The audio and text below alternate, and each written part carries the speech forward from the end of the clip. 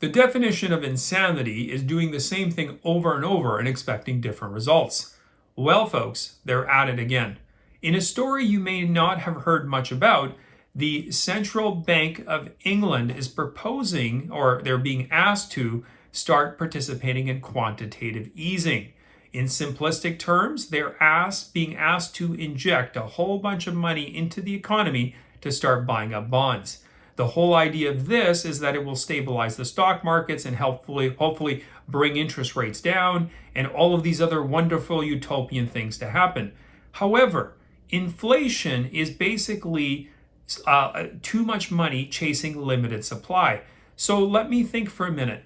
If that's the problem I'm having, would injecting more money into the economy and not increasing supply solve that problem? No. But it would certainly benefit a certain group of people. Who would they be? Well, those would be our elitist friends, our globalists, the people whose pockets we can line even further. Who are going to be the losers in this? Well, the average common folks. That's exactly who's going to be the losers. Now, why are they pushing this in the UK? Well, it could be because they want to already topple Liz Truss. They want to cause issues for her for the future.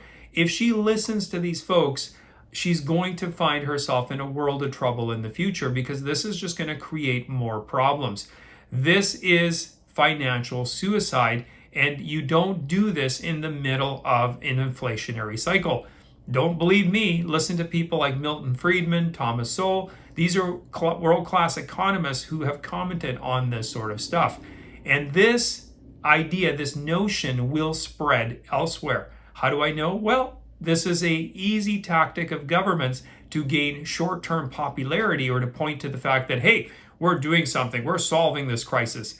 And what country, what leader needs that more than anybody right now?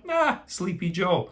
That's right. With the US midterms coming up, could quantitative easing by the Fed become a main staple again? Perhaps, especially when people are so squeamish about interest rates, the stock market collapsing. Joe could at least point to one small success. But again, folks, just like I said, this is artificial. This does not last, and this, in the long run, has a much worse impact. It's like consuming a whack of sugar. For the short term, you feel amazing.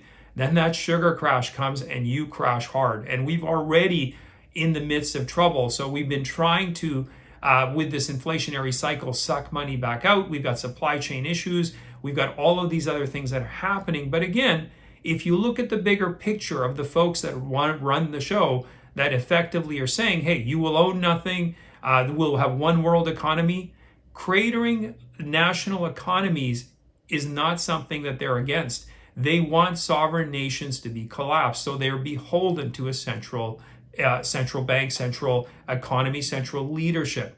So keep an eye on this. If this creeps its way over here, I would hope that our new effective leader of the opposition, Her Majesty's opposition, the Pierre Poilievre, would be the first to speak against any kind of quantitative easing happening here. Because again, it's only going to benefit the elitists, not the rest of us, folks. And in the long run, we'll not only pay, but your grandchildren will be paying for it as well, both in terms of financial and losing sovereignty. So thanks for watching. I do appreciate it. Please post any comments you have in the comment section. You can also follow me on my Rumble and my Locals account, and I will see you next time.